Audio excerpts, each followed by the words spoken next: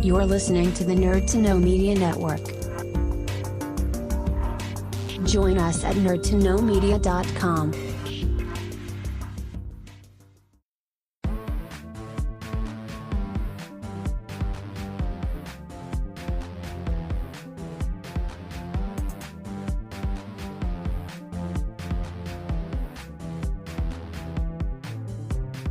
Hello, and welcome to another episode of Doing It for the Exposure, the show that's sparkly, colourful, and a little bit weird.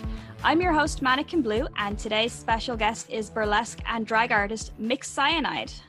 Hey. Hi, how are you doing? Doing great. Yeah, hello from across the pond. Bit chilly in London, but yeah, no, really, really great. Oh yeah, I know. I feel you on the chilly thing. It is so cold here. I have the heater on next to me, like full whack. Yeah, I've got two dogs and they're curled up in front of the fire at the moment, so just all trying to keep warm, I think. Yeah, dogs just know how to. They always look luxurious, don't they? Mine don't. Not at all. Fair enough. Yeah, so why don't you tell us a little bit about what you do and how you got into it? Okay, so yeah, as you said, I am a kind of burlesque and drag performer. Usually it's a kind of mix of the two. I actually started out about 4 and a bit years ago, and it was very strange kind of getting into burlesque for me. It was actually, I did a few kind of in inverted like classes with a burlesque school in London as a kind of dip your toe into it type thing. I hadn't been on a stage for a very long time. Before I did burlesque, my main kind of creative outlet is I was a professional model for 5 years, so I did a lot of creative stuff through that, which was really exciting. But as I kind of got out of that, I was really looking for the next kind of creative, I guess, project. And my ex bought me a block of classes as a kind of birthday present, and I went along to those, and I've not stopped since. So I guess kind of what I do now is a lot different from what I did when I started. When, you know, if you go to kind of commercial burlesque classes aimed at beginners, a lot of it's kind of based on classic burlesque and based on striptease and that kind of vintage style, based on building kind of a certain character or a certain kind of aesthetic. But I guess where I am now, I've been lucky to have been part of shows and known kind of different people, got to know different people within the burlesque scene who are really kind of, and drag as well, really kind of shaking things up. So my style from when I started is, well, I guess from when I started doing the classes is very different. But one of my teachers that I had, who is a really great MC and host here in London, her stage name's Divine Miss M.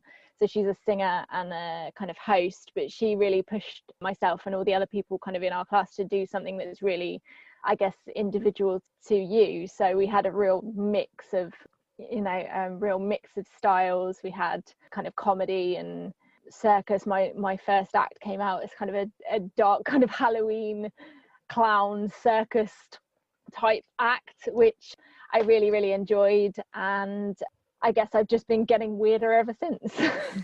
Well, we're totally fine with weird. Weird is always welcome. And I just think it's amazing as well that, like you said, you started out as a commercial model and then you did the burlesque, but it was kind of more of the classical burlesque, and then you've since turned it on its head and you're like now doing your own thing with it, which is, am I right in saying it's kind of like kinky and queer? Yeah, so I'm non-binary trans. I perform with a lot of really amazing like queer performers in London. Like I say, every time I kind of perform and I get to perform around here and I look who's on the stage, I think like I'm so lucky to just even know loads of these people. But myself and my wife run a night that's called Fetlesque, and a lot of my acts are kind of, well, a few of my acts are kind of kink inspired. I've been in and out of that scene for the past 10-12 years, and it's just it feels kind of a bit like a second home. So to have that kind of, for me, kind of creating a burlesque act is always, or a drag act or whatever, any kind of performance that you're creating, I always want to put like a little bit of my personality and a little bit of my heart and my passions into that. And I think that's what really creates a great act. So I've been in and out of the kind of kink scene for years, and it just kind of happened that I made an act that just was a big mishmash of kind of things that I love, like songs that I love, and kind of pieces of costuming that I really love that my best friend made for me. And it kind of involved elements of kink, like it's got like hot wax paws and, you know, that kind of thing. And I made that act, and it just kind of like took off. And to be able to kind of create that space for kink positive burlesque is really like, and cabaret and everything, it's a really kind of great thing to be able to do. I mean, you know, it feels like it's not something that maybe I could have done if I was still living in, you know, small hometown outside, but being able to do that where I am now is really, really great, because yeah, like I said, it's a passion of mine. But also I think there's this strange kind of stigma that I feel that you can sometimes get in burlesque, and I see it across kind of other kind of different, I guess, alternative performance industries, where you have kind of things like pole, like where there's that distinction between like pole and pole fitness, where there's that kind of separation. Like burlesque, some people want to kind of see burlesque as being classier than something like stripping or something that involves kind of sexuality or anything like that, and people want to kind of try and remove burlesque and put that kind of on a bit of a pedestal and distance it from the kind of roots that, you know, burlesque actually has, which is in stripping, and remove it from that. But I think we've tried to kind of shove it back in and be like, no, burlesque can still be filthy and it's great. So that's really kind of what we were trying to do, is to put it back there and say that, look, you know, burlesque can be sexual and it can be overtly sexual, and that's great and that's okay and that should be celebrated. Yeah, no, I completely agree with you. And I think it's something that I've noticed as well, is that you do get a lot of like performers that will say, oh yeah, no, I do burlesque, but I'm not a stripper, or I do pole, but I'm not a stripper. And it's like, okay, well, I mean, that's fair. Like if you're not a stripper, you're not a stripper, and that's fine. But I think you still need to acknowledge the roots and where it came from. And, you know, while you yourself may not be one of these things, it's okay to be, you know what I mean? Yeah, 100%. And it's okay to, I think it's kind of that thing of like, you see it kind of in the advent of things like 50 Shades, where like every burlesque performer and their mum's now got a routine that's got like fuzzy handcuffs or something in it. And it's like, I kind of want to be like, it's okay, like not all burlesque is kink, but there is kink in burlesque, and that should be celebrated. It's like, not all burlesque performers are white, not all burlesque performers are straight, not all burlesque performers are able-bodied or thin or whatever, and that's okay. And you don't kind of have to try and force yourself into one of these kind of boxes if that's not you. But those things should then still be celebrated, because those kind of things make up our industry. The industry wouldn't be what it is without having that kind of amazing diverse variety of performers and styles and all this kind of other stuff. So I think it's kind of that thing of elevating those areas of the art form that may kind of land themselves on the fringes. Yeah, absolutely. And like, even just speaking about diversity, I don't know, you know, personally about the scene in London, because, you know, we're over here in Ireland, but it is something that I have noticed in Ireland in the last couple of years, is that it is thankfully becoming more and more diverse. You know, like you've got more non-binary, you've got more trans, you've got more, you know, people who aren't white as well, which is amazing. And it's slowly coming along. And how do you find that then kind of on your side of the pond? Like I said, I think I'm quite lucky in where I am, in that we have kind of a large kind of, London feels like a real large like do-it-yourself movement, in that people kind of are finding those spaces and saying, well, you know, if there's not a night that's going to showcase my performance or performers like me, I'm going to make it. So there's things like, if you're talking about kind of on the, you know, not white side of things, you've got things like the Cocoa Butter Club, you've got the Bitten Peach, things like that, where they're showcasing kind of black performers, Asian performers. And then if you're thinking about kind of on the queer side, you've got things like non-binary cabaret, you've got loads of other nights, like, God, loads off the top of my head, but like where we are, I feel like it's kind of, London's really like a bit of a do-it-yourself movement. And I think a lot of kind of performers are starting to kind of realize that. I think unfortunately you've got kind of a lot of larger shows whereby they'll they'll showcase kind of the same performers over and over again. And even if they've got kind of a lineup that's like largely white with one kind of performer of color in, and they'll say that's diverse, whereas people are actually starting to really kind of sit up and be like, well, actually that space isn't for me, so I'm going to create a space that is for me and is for people like me. So I think the real shining glory of our kind of scene that I feel over here, and I'm really kind of like proud to be a part of it, really, like, you know, I can look and see like loads of people that I know putting on shows and just smashing it, and also like not giving everyone the same thing that you'll see in these bigger shows. And I think that's really the kind of jewel in the crown of what I feel like our burlesque scene is here, is that it's not those big shows, because you'd look at them and you'd think like, not for 99% of the burlesque community here, that show's not somewhere where you're going to see someone like you, unless you're kind of like thin, largely white, able-bodied, femme presenting person. Yeah, absolutely. And I think it is so important to diversify. And like, even we've had burlesquers and people on the show before who kind of would be of the same mind as you, where they say, okay, you know, this scene isn't for me, so I'm going to create my own. And I think that's so important, that, you know, you say, look, we're here as well, and we have just as much to offer. You know, we're just as talented, we're just as creative. You know, why don't you give us a chance?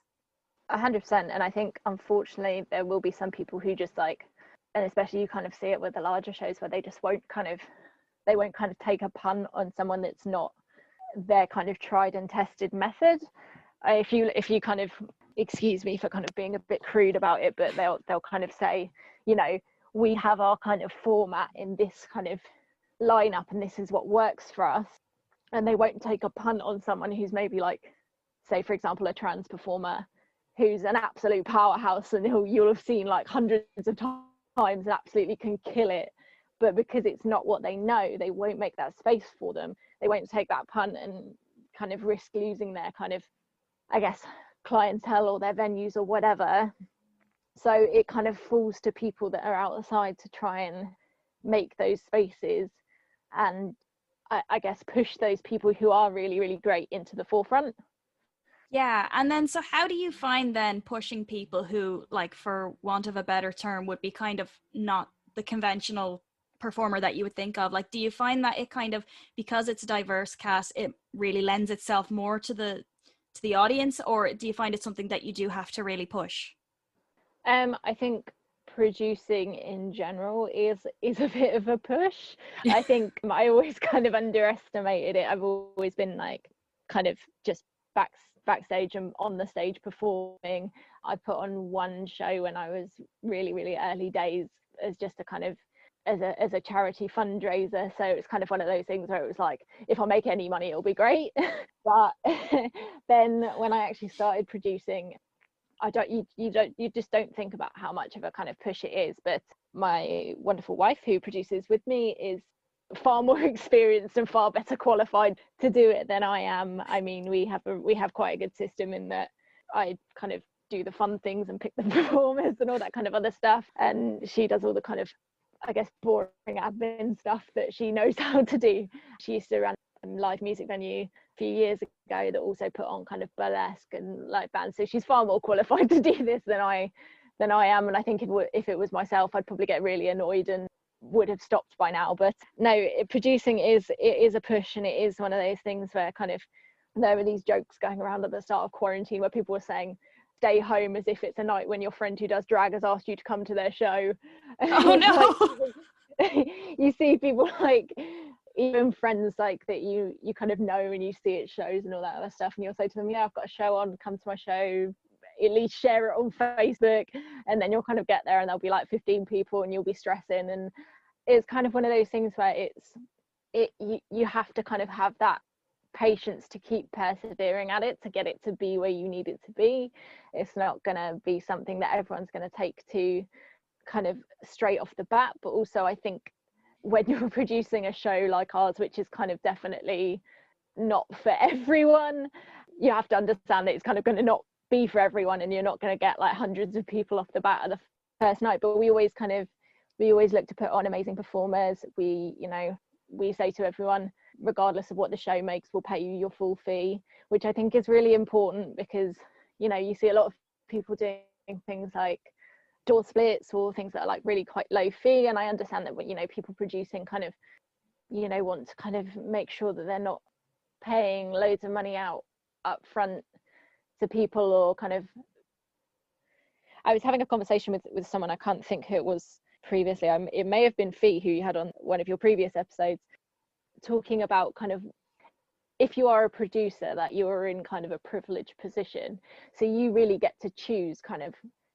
the show that you're creating, but also kind of the industry that you're creating for performers. So we have had 2 shows now. We held them at a really cool venue, which I don't actually think survived COVID, which is really sad. Oh, no. I know, it was a really, really cool venue called the Chateau in Camberwell in southeast London, and it was amazing. It was kind of underneath a hotel, and it had these really cool like faux stained glass windows on the wall, and it was like this weird kind of grotty little basement, but it was amazing. But it was the perfect venue to have for less. But anyway, yes, I was talking to Fee about being a producer and how that's kind of like a privileged position, and that if you are a producer, you kind of get to create the standard that you want to see in the industry. So you have a lot of producers who will think, you know, crap, I can't pay everyone their fees that they would usually request, so I'm going to put on a show and do a door split or do a lower fee for people.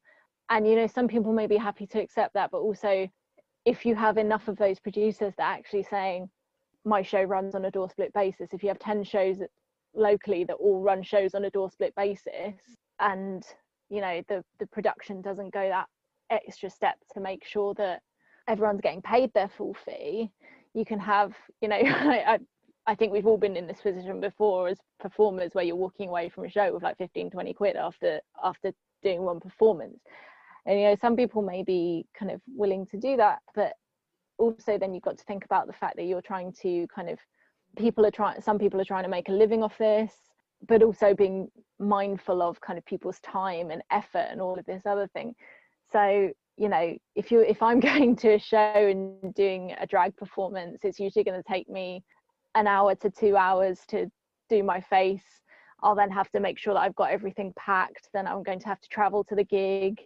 I'll be there, I'll perform, I'll get everything, you know, get myself ready, and then I'll go home and I'll travel home. If I grab a coffee on the way, that's, you know, or anything to eat, whatever, that's kind of that's just what the kind of process is. But then people kind of think, producers who are new to the fold kind of think, oh well, you're just paying someone to kind of be there, do their 5 minutes of act and then go. But then is actually all that time and effort, and also there's everything that goes on before, like if you've got rehearsals and all this other kind of stuff and your costuming, whatever. I think just people kind of are really quick to say, oh yeah, I've done a few shows, so now I can produce my own show, not knowing the kind of stuff that goes into it. But what we kind of decided as a kind of rule when we started doing FetLesc was that we weren't going to negotiate with people on their fees. All of our performers that we've had so far, we've messaged them and said, you know, if they've applied, or, you know, if they're people that we know do really great kink acts, we'll message them and we'll say, you know, what's your fee? They'll tell us and we'll say, okay, and that's fine. And we don't negotiate, because then that sets kind of a precedent that people can expect that, you know, that labor to get people through the door is not then put on the performers, it's put on us as producers. And then hopefully, fingers crossed, that kind of then starts a ripple effect within the industry that starts saying, well, actually people should be paid adequately for their time. And I know that us being in that position to be able to do that is quite a privileged position, but I just really hope that kind of people going into producing will think maybe a bit more cautiously about the fact that kind of you are running a night where everybody has to get paid.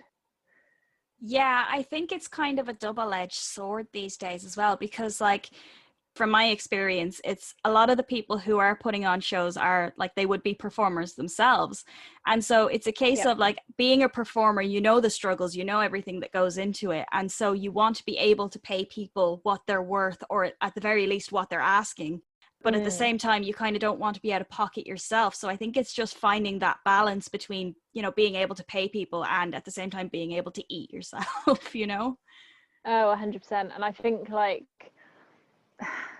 unfortunately, I think harking back to that conversation that Fee and I were having the other day, it's that, you know, because of the fact that, like, producing a show is kind of, it is a privileged position to be in, and that you have the kind of, I don't know, knowledge, resources, time, etc., to be able to dedicate some of your free time, quote unquote free time, to making a show.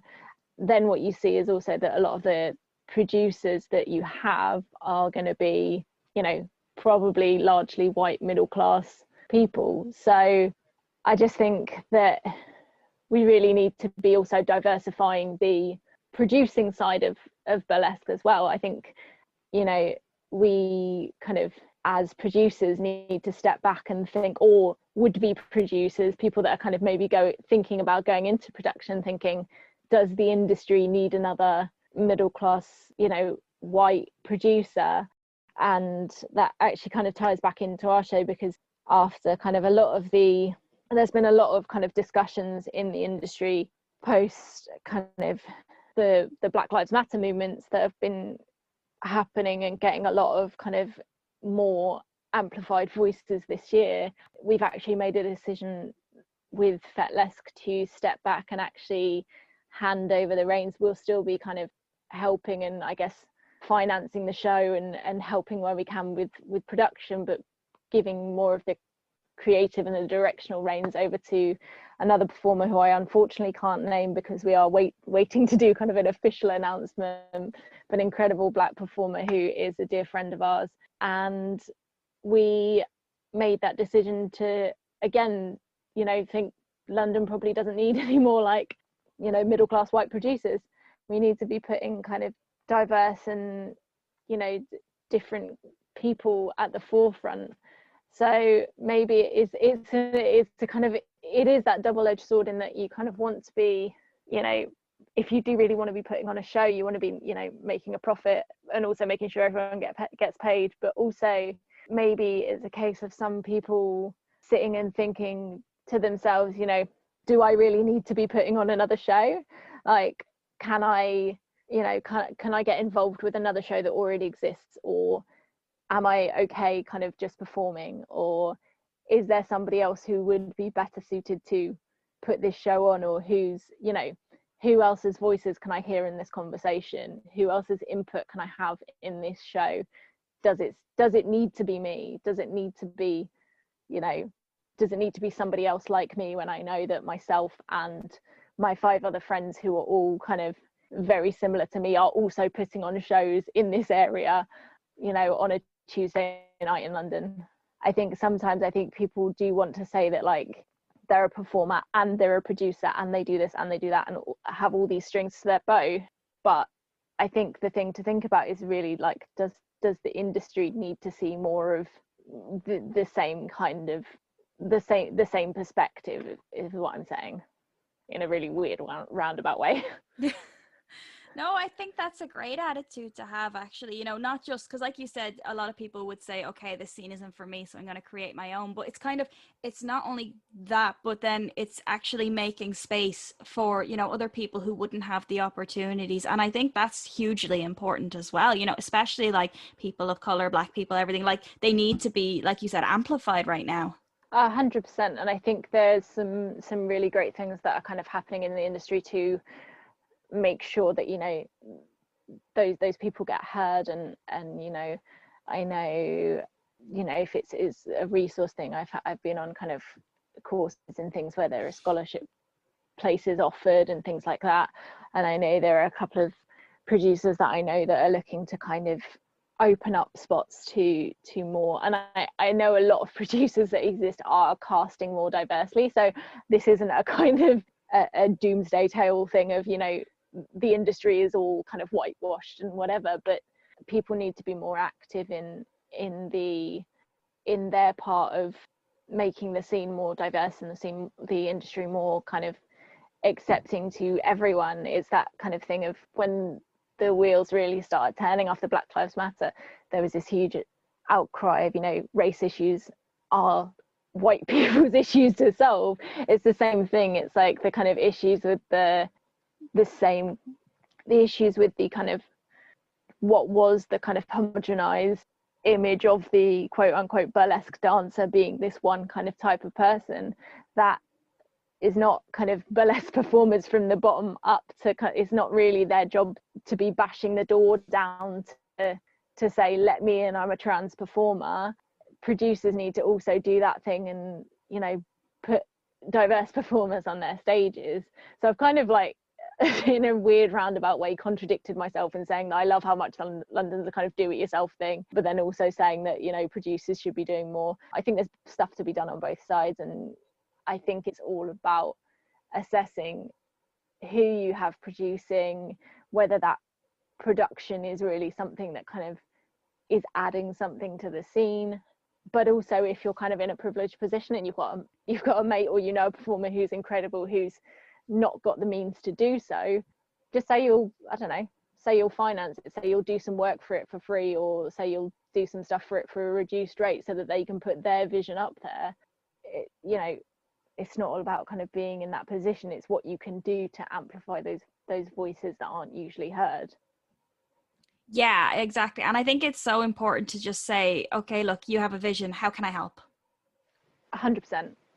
And we've always kind of believed in our house, we call it pass the mic politics. So it's like, if this issue doesn't affect you, give the mic to someone that does, and help them to, you know, to tell their story, and they want to get out into the public forum, because the more variety that we have, the more people's eyes will open to the fact that, you know, burlesque is not just this one thing, and drag's not just this one thing.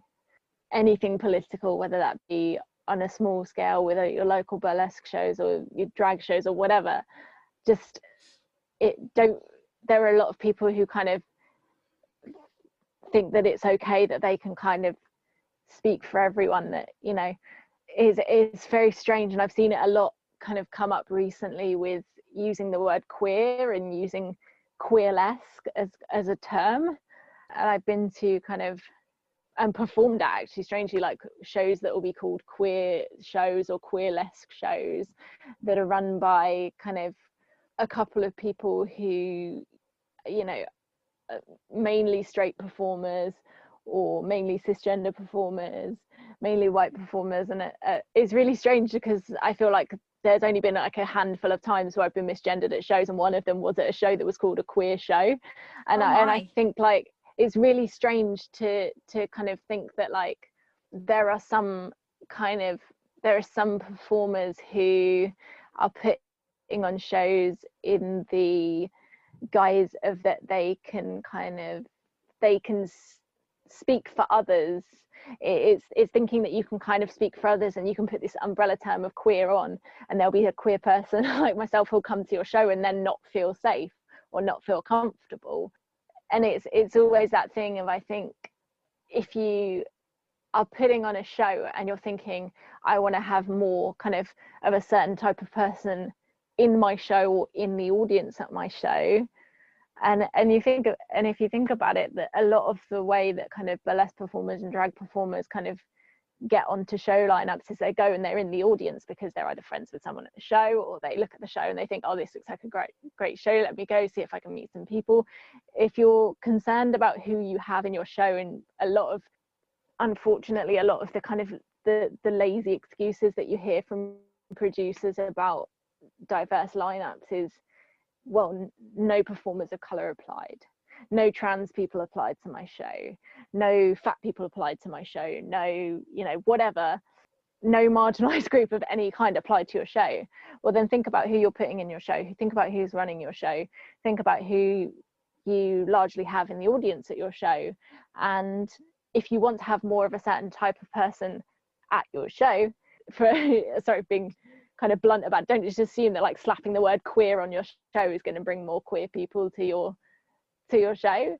Go out and ask some people that you're asking for free advice about your producing your show. Some people may want some money for that because we all got to eat, but go out and ask people and say, look, do you mind if I have a chat with you about this? I had a young kind of drag performer contact me a few months ago about a show that they were looking to put on for kind of, I can't remember what the night was. I think it was trans performers and non-binary performers, but they kind of contacted me and said, does this look, they'd made a mock-up of a poster and said, does this look good? Can I get your opinions on it? Whatever. And we ended up back and forth for about 20-30 minutes, sending each other voice notes, and me being like, well, I wouldn't feel comfortable if you put this on the poster because I don't identify with that. And it's all about having those conversations to be like, well, what would kind of make you feel more comfortable? And when you start opening up that dialogue to think like, what can I do to kind of make this more accessible to certain people? When you open up those conversations with people, then you can see that, your casts become more diverse, your audience becomes more diverse. And that's a really great way to create not only a safe space, but a really respected presence, if that makes sense. I think people will kind of throw out castings and say that we would like one performer of colour, one trans performer, one queer performer, whatever, one of different kinds of performers, rather than kind of making their shows a safe and inclusive and comfortable space for people where that kind of happens organically, where your performers of colour will know that they can come to your show and that they'll see people who are other people of colour and other performers of colour in the lineup and in the audience and all that kind of other stuff, or making sure that you have spaces that are accessible to people, all this kind of other stuff. I think it's just a case of knowing that kind of as a producer you need to kind of sow those seeds to make that conversation a bit more organic, so that people will come to you naturally as a kind of safe and recognizable safe space. I think people think that there's a lot more that goes into producing than just kind of booking a lineup and getting a venue and posting it on Facebook. But yeah, no, I completely agree.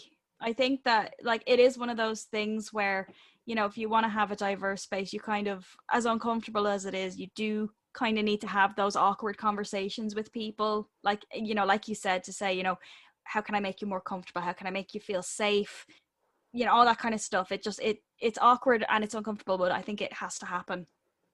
Yeah, and it's kind of one of those things where I think you can create a show by booking a venue and booking performers and selling tickets and having people come, and that's a show, and that's fine. But to create a really great show that people really, I guess, respect and will keep coming back to, I think you need to lay that groundwork to be like, well, what do I need to do to make this show kind of accessible to everyone, but also what can I not do? So what is the thing that I can't do? I can't provide a perspective from someone who's a performer of colour because I'm white. I can't provide a perspective from someone who's not able-bodied because I am. And so you need to kind of think about, know your limitations, I guess, and have those awkward conversations to make sure that you're not trying to, I guess, speak on behalf of everyone. So it's kind of like what I was saying before about people kind of thinking that they can kind of slap the word queer on a show and then that'll be fine, and that you'll have a beautiful kind of rainbow cast with wonderfully diverse performers and everyone in your audience will be queer and everyone will find it as a safe space and that'll be great. You've got to do some really kind of awkward kind of groundwork to think that maybe there are certain things that are outside of your experience that you may need to factor in that you never would have thought about before. So yeah, I think it's just kind of about kind of having as many conversations. And I think if I could give any advice to people who are thinking about producing, I mean, firstly, like think about whether, like, what your intentions are for the show and whether that's really needed within the industry, but also do your groundwork. Like think about who you're going to want to have at your show, and think about like how you're going to kind of get people to come who maybe aren't like you. But yeah, so first I guess kind of like think about like what the goal is of your show, like what you aim to do with your show, and whether the scene kind of needs that line in the storybook. But also like think about what you in your position cannot do, who you are going to be speaking for, and that kind of thing. So I think there are kind of a lot of people who produce shows that are just like, oh, I'm going to put this on and I'm going to make some money and that's going to be great. But then you think like, what are you actually kind of doing for the scene as a whole, for the industry as a whole? Are you kind of just adding another night where you're going to see kind of similar performers over and over again, or are you really making some kind of like change here? Yeah, I think that's a fair point that you're making. I think people really do need to think about, and it's kind of like that phrase, you know, does this need to be said? Does it need to be said by me? And does it need to be said right now? And I think you're right. People do need to sit back and go, okay, does this scene need another one of what I'm providing? You know, I 100%. think I would agree with you. Yeah. And I want to be mindful of the time. Is there anywhere that people can follow you on social media if they would like to keep up to date with you? For my kind of personal like performance stuff, I post mostly on Instagram. So my Instagram is at mx cyanide if you're nasty. That's my Instagram handle. I also sometimes, when I've got shows and stuff going on, post on Facebook under either Mix Cyanide. We also have a Fetlesque page as well for the show, but we, because of COVID, unfortunately don't have any plans for the next Fetlesque in place at the moment. Okay, no, that's no problem. Well, what we can do is we'll link everything up with the show as well anyway, so that people can just click on the links and find you straight away. And I think it's very important that people do follow you right now, because I think you're doing, you know, you're having the conversations and you're doing the good work. Yeah, well, I mean, that's what really matters, is to just try. You know, you might not get it right every time, but as long as everybody is kind of moving in the same direction, it's going to get there, I think. Yeah, or at least when you kind of felt you're having those messy kind of conversations and taking ownership of that, I think there's a real kind of, I don't know, real difficulty that people have with kind of saying, oh, I made a mistake, I'm sorry. But yeah. Yeah. Yeah. Yeah, no, I think even I can be guilty of that sometimes, and it's so important to just check yourself and say, okay, look, why am I getting defensive about this, you know? Yeah, 100%. Yeah, I think we all have a lot of work to do. Like anyone who's like producing or performing, anything like that, we all have to have those awkward conversations. We all have to push for kind of more diversity and more welcoming spaces as well. I think is a huge thing that needs to be the forefront, probably, because, you know, if you have a welcoming space, then more people are going to come forward to kind of fill it. Yeah, for sure. But just before we finish up then, is there anything that you would absolutely love to talk about that we didn't get a chance to touch on? Oh God, I mean, I've waffled on for so long about producing that I haven't actually probably talked anything about my performing. But yeah, I mean, I would love to promote some things that I have, but unfortunately, because of COVID, I haven't performed since. I haven't done anything burlesque related apart from kind of Zoom shows since I was last in Dublin in February. So it's a really, really strange time for performing, but obviously I do perform when I can and when there isn't a global pandemic on. And if anyone wants to, I guess, watch any of my performances, they can do on YouTube, I think, under my previous performer name, which was Sakura Cyanide. I'm now Mix Cyanide, just through having a bit of a weird thing about the I guess Japanese part of my name being a white person. So yeah, if anyone wants to actually watch my performances, that would be great, because that is what I do when I'm not rambling on about producing and not producing at the same time. So yeah, I think that's really it. And if anyone does want to, I guess, I always like to say that my inbox is always open if people want to chat about, I guess, anything that I've talked about, or how to get into performing, or how to get into kink, or how to do any of the stuff that I do on stage safely that's not going to hurt anyone. And yeah, that's about it. I would really love to be able to plug some performance, but I have one gig coming up on the 9th of December, and then I have nothing until March of next year. So hopefully I'll be able to perform again at some point in 2021, but who knows? Yeah, well, I mean, you know, when things stop being crazy and the world kind of starts up again, do keep in touch with us, because we have Facebook and Instagram and everything as well. So if you are performing or doing any shows or anything like that, definitely send them to us and we'll share them along for you, because we do want to support, like, everyone that comes on the show. We want to support everyone, you know.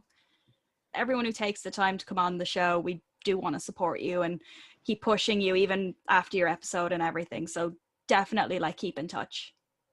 Yeah, and maybe I'll be back in Dublin again sometime soon. I don't know where you're based, but I've been over a couple of times. I'm sure I will be back again in the future. Yeah, and we'd absolutely love to have you and maybe meet in person. Yeah, for sure. Yeah. No, it's weird. Feels a little bit like a second home, but no, I think the entire kind of performance community, and you know, all of our lives have been put on hold, so I think I'm kind of, you know, grateful to be doing a couple of gigs here and there, but it's definitely a very, very strange time. But yeah, for sure, I will definitely keep in touch when I'm actually out on stage again. I'm doing my first show in about 9 months, in about a week's time, so that's really, really exciting.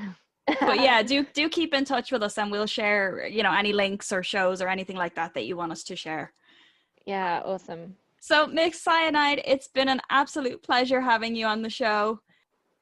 Thank you so much for having me.